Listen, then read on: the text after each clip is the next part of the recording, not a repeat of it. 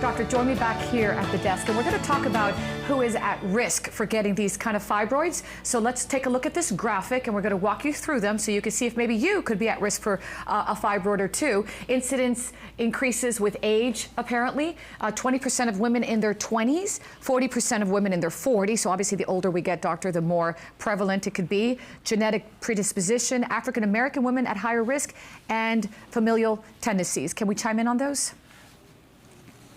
Definitely, Olga. I mean, as you can see in this graph that we have here, although 20% of women in their 20s tend to have fibroid and increases to 40% in their 40s, it's not because of age necessarily. It's because fibroids in majority of cases are estrogen-dependent tumor. So the longer you're exposed to estrogen, the longer the chances are that you develop fibroids, or if you have small fibroids in your 20s, they're gonna get bigger when you're in your 40s. So it's not something that will really be age-related, but because of the exposed to estrogen, it's associated more often in their 40s.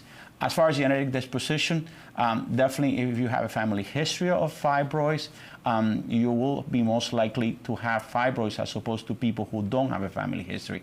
African American women, it is known that there is a higher risk of fibroid uterus in African American women as opposed to the general population. As far as family tendency, as we discussed earlier, genetic disposition, family tendencies are basically pretty much the same thing.